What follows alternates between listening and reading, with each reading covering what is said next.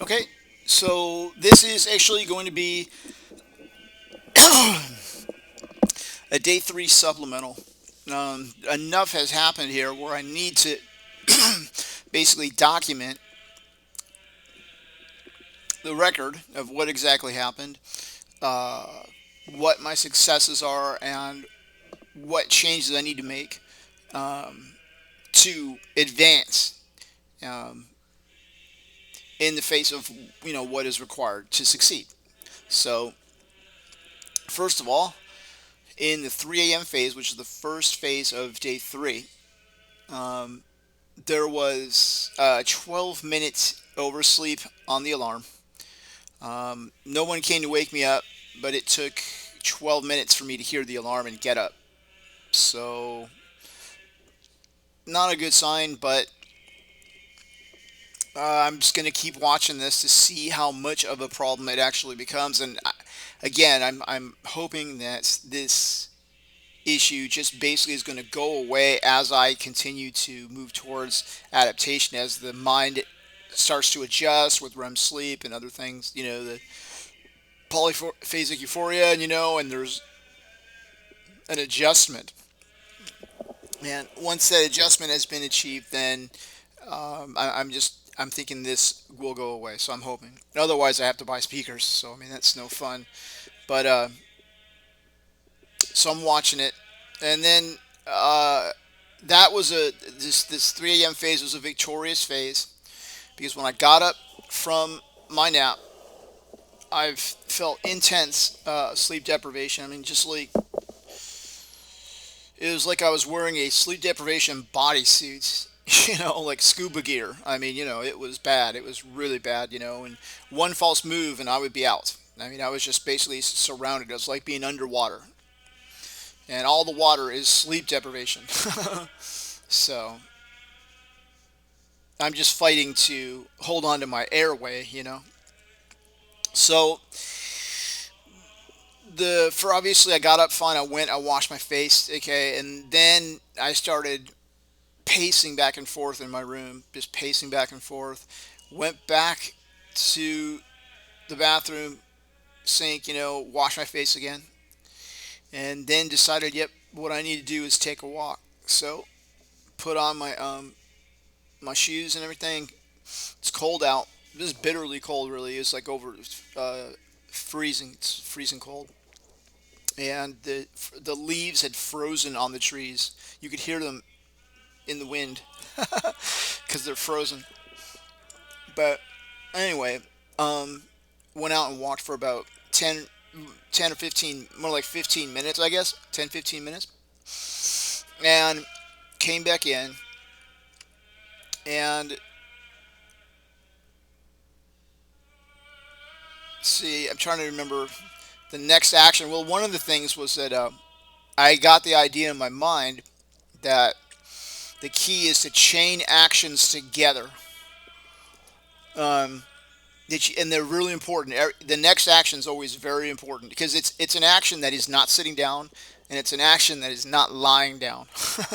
So you have to chain. So you chain these events together. This is like the SEALs do in battle. They have short range, short term goals, medium term goals, or medium range goals, and long range goals. The short range goal is always to stay awake. The medium range goal is to achieve some task that's going to assure that you stay awake. The long range goal is always going to be to reach the end of the phase successfully without taking any sleep. So that is that's the mindset that we need. We need to be prepared to chain these activities together. So I get home, and then the next activity I had scheduled, which I thought of while I was doing the other activities. So you see how these activities really help you to move forward psychologically and stay afloat. Um, I realized while I was out there walking that I needed to take a shower. So that's what I did. I got in, went and took a shower. Okay. Came back out of the shower, and heavy, super heavy deprivation. It was really, really bad. By the time I got done with all of that, it had been about an hour and a half. So I've been fighting for about an hour and a half this constant sleep deprivation. It was not going away, no matter what I did. And so I did something unique. I mean, I took like what I would call desperate measures, where I don't know. There was these sugarized bread products. I don't know what else to call them. Kind of like sugar crackers. I mean, I don't really know. I mean, they're not graham crackers, but there's something else. I don't know what it was, and it was just like it had been dipped in some sort of honey-like substance, and so like honeyized unleavened bread or something. I mean, I don't know how to put it, but I ate a whole box of those, which is a small little container of it. There might have been about 7 pieces or whatever in there, and I ate all 7 of them, um, and drank some juice. I also drank some juice. This is desperate measures right now. Right now, I am trying to get a sugar rush just to get through the next hour and a half. And so I did that, and then I decided I was going to watch just about the only movie that I would let myself watch, which was The Passion of the Christ. And if you ever seen that movie, it absolutely captures your attention. Your attention's riveted to this movie, and that's what happened to me. And that actually I was able to completely overcome the sleep deprivation at that point. At that hour and a half, I was watching The Passion of Christ, and I was able to actually sit down and rest finally. And I was actually concerned. I thought maybe I won't be able to fall asleep, at the end of the phase. That's how much I had overcome it. So I don't know how much of it was the movie and how much of it was the cookies or whatever, but in the juice. But it definitely disappeared. So after about another 30 minutes of standing, I was able to sit down. Actually, it's pretty amazing that I not have any sleep deprivation. So um, I actually did go to sleep. Did make it to sleep. Now that's a huge victory right there that I conquered the sleep deprivation there. Um, Went to sleep. Um, woke up with body aching and sleep deprivation. The body aching was from all of the fighting that I had done against the sleep deprivation in the previous phase, and it was cold. But anyway, I got up successfully. I went, washed, put water on my face, and I was cold. So, by my instinct, I went and got a blanket and wrapped myself in the blanket. That's not bad per se. It's not a bad action or anything. I mean, it's not going to necessarily put me to sleep or anything. I mean, if I remain standing with that blanket and I walk around, I'm going to be fine. Um, so that's not a bad action. But the next thing I did was bad because I went and took the chair, sat down, and it locked my legs forward, and just determined I was going to wait until the end of the phase there, or at least wait for to get my head clear. Um, that's stupidity right there. That is just absolute stupidity. That's not an acceptable medium range goal. The short range goal is to stay awake. So medium range goal is to engage in a specific actions that's going to help keep you awake. Sitting down is not an acceptable action when under sleep deprivation symptoms and or risk. And that was just incorrect. A bad medium range goal is not allowed. So um, one possible medium range goal with the blanket on is to go wash my face again. I mean, just go pacing throughout the house. Just go pacing into another room with the blanket. You know, you you can name any number of actions. It's you go out, stand outside with the blanket. I mean, just name an action that's not going to put you to sleep. That's all you have to do is name an action and go do it and string those together and you'll get through it. That rhymes. But that's it. That's what it is. That is what The SEALs do. The Navy SEALs. They call them pillars. The short-term goal, the medium-term goal, and the long-term goal. Those are all those pillars, psychological pillars that get us through the worst suffering and disorientation in battle, and which does also include sleep deprivation. Can also include that. So that's a very good guide, very powerful guide, stringing medium range goals together. And all you have to do is make sure the medium range goal is not sitting down or lying down. Anything, anything other than something like that.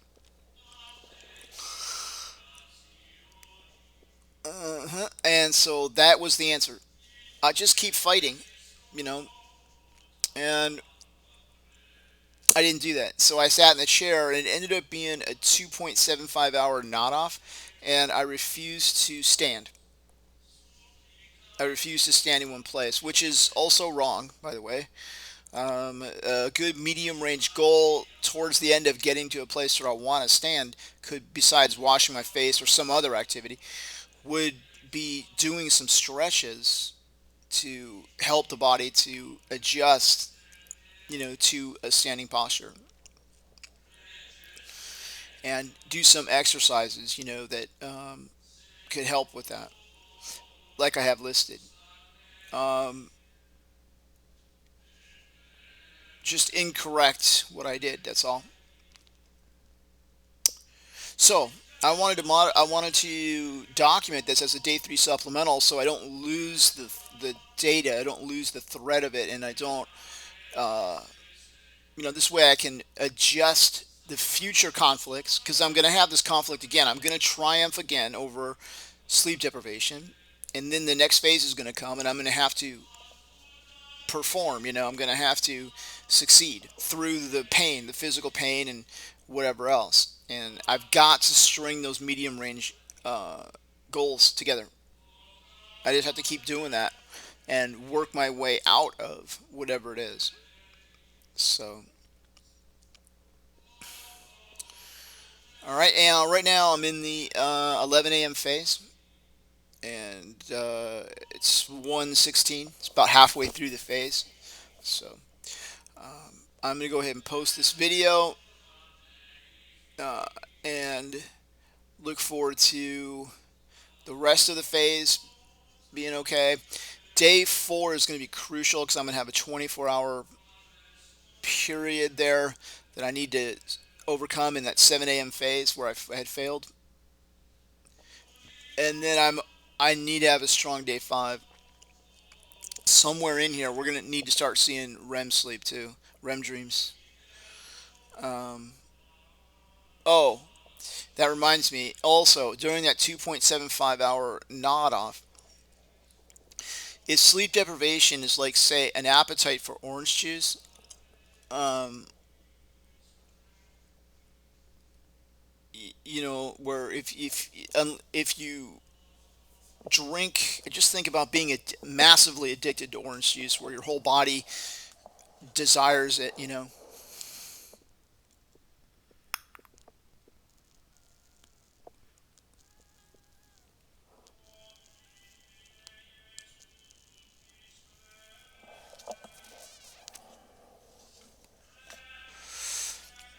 And during that nod off, it felt like I had a glass of orange juice. Okay, I could feel that the thing that the sleep, because sleep deprivation is not lack of sleep. It's not what causes sleep deprivation, okay? The actual cause is lack of orange juice, okay? Whatever orange juice is, it's a lack of it.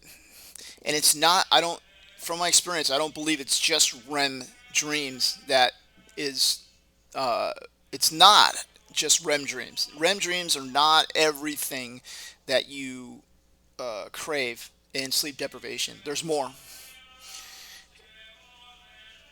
And I am not sure what that more is exactly. Maybe it's a certain level of quality of REM. No, it's not. I had vivid REM dreams and not satisfied the sleep deprivation. Something more than just dreams, whatever it is. I'm just calling it dream juice or whatever. I don't know what to call it really, but it's not. It's not sleep. sleep is too general. It's not dreams because I've had vivid dreams and sleep deprivation, both upon awakening.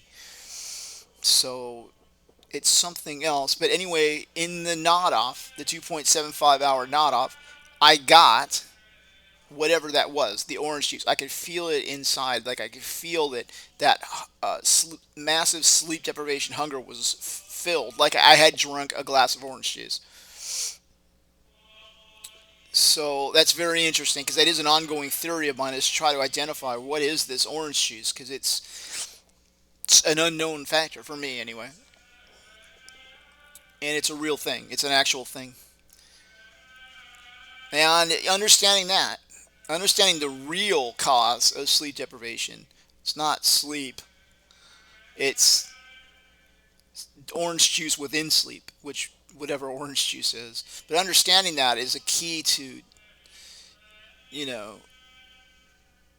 dealing with sleep deprivation in a through biofeedback or what. I mean, I don't know, but it's be very interesting to have identified actually what causes sleep deprivation. So that's it. Now that's everything. So now I'm just my focus on getting through the rest of day three successfully, and day four, the 7 a.m. phase is going to be really important, and onward, and chaining those together so I can have a excellent day five and sort of break away from this event. And create, well, my goal is to create a whole new set of 72 hours, a whole new set of 72 hours that are clear of these events. And there's going to be some fighting going on. It's going to have to apply those pillars. Going to have to do it. So that's a supplemental. If there's nothing else to report, um, that'll suffice for the day three. If all I have are greens and nothing else to say, then this will be the day three summary. Otherwise, I'll make another one for just day three. Talk to you.